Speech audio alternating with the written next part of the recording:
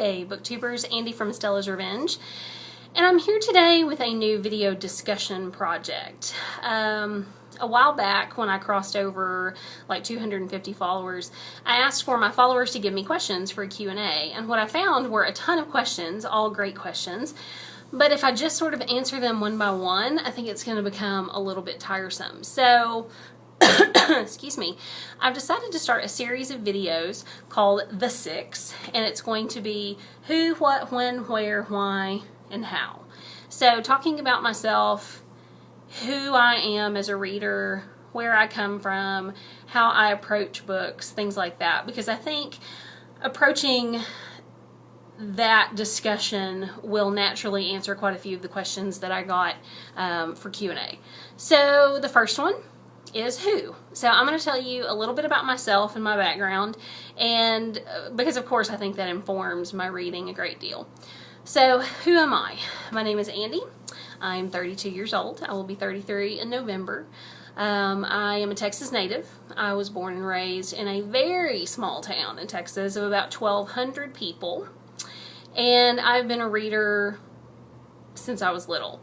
You know, I can remember vividly kind of sitting on my grandparents' couch, tuning out the TV or radio or anyone talking from a very young age, from the time that I could read.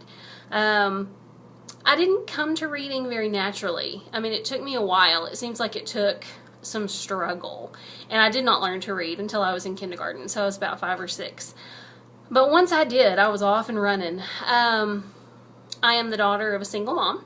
She has been single the majority of my life since I was about 3 years old, and she's actually just started dating in the last few years, online dating, which cracks me up. That's a whole other story. But my mom, when I was coming up, would never deny me a book. She might deny me a new toy or a coloring book or whatever, but she would never deny me a book. So I remember as a reader growing up, I could always expect a ton of books for Christmas, for birthdays, for holidays, and at Christmas time especially, she would buy me a big stack of books, and she would give them to me at the beginning of my Christmas vacation because I would probably... that might keep me busy the whole vacation. So that was always a lot of fun, and that endured into college. I mean, that was pretty normal stuff at our house. Who I am as a reader, I've always been good at school. And so I was a reader, a pretty avid reader up through elementary, middle school, even into high school, but I went through like a lull in mid-high school, and it seems like I kind of stopped reading.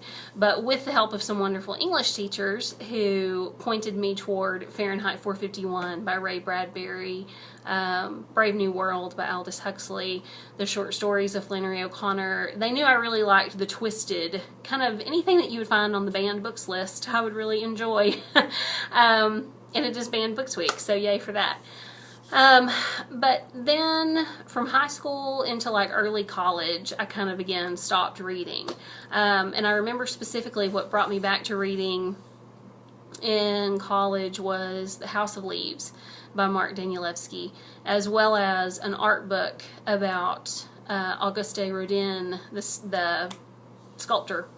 It was called Hands of Genius. Those two books in tandem kind of brought me back to reading, and it was from 2001 on that I've been kind of a crazy obsessive reader, counting the books that I read, kind of setting goals for myself and participating in challenges and things like that. That whole world of book discussion opened up to me in 2001 with Yahoo groups. So I actually have friends who are bloggers and who follow BookTube who I've known since 2001, so 12 years, which is pretty amazing to me that we've known each other that long and we've discussed that long. My family reads. My mom has always read true crime. I knew a lot more about serial killers as a kid than most people, than my teachers were probably comfortable with, because that's the kind of stuff that my mom read. My grandmother too loved nonfiction. She loved biographies and things like that, but I've always been a little bit more artistic than quite a few of my family members, my core family members, and so I've always been really into fiction, though of course as I've gotten older I read and review a lot more memoirs, pop science, things like that. So yeah, I went to college for English. I actually started out in college as a design major, graphic design, but I just felt like that wasn't my thing. I felt a real gut calling to be a teacher. And so I did my undergraduate degree in English, kind of a broad range of topics. I taught high school for 1 year and ran screaming. I loved the students, but I didn't love the bureaucracy. And so from then on, I actually had an opportunity from the time I was like 23 on to teach college. And to this day, I teach college. So almost 10 years. I'm also a PR director, as you know, but I do college teaching online on the side. I did a master's degree in English with focuses on children's literature as well as graphic narrative and film. So because I was a design major for a while, I've always had a real interest in the visual. And so the more I can integrate the written word with the visual, the happier I am. So yeah, love film, love graphic novels. I like narrative theory in relation to reading visuals. Things like that. So as a master's student, I did a lot of scholarship, published reviews and things like that. I didn't publish a ton in graduate school, just a couple of items. Went to more conferences and spoke, things like that. So I've always really enjoyed, how do I put this, bastardized literatures.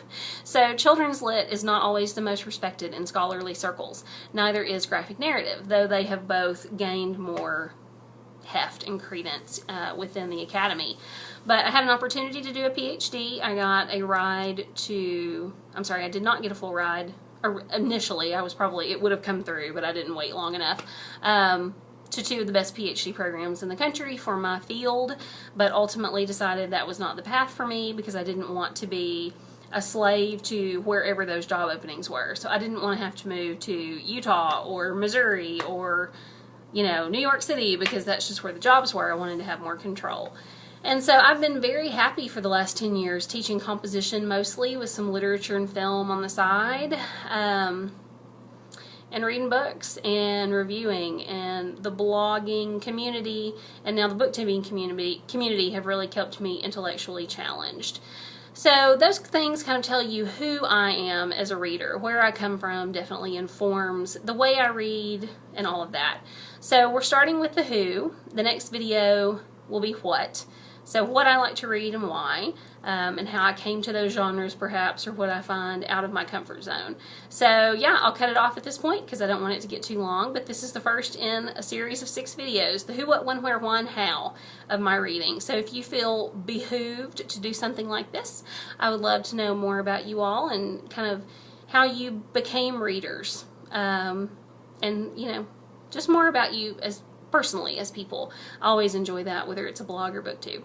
So I hope you all have a great day. I'll see you soon. Bye.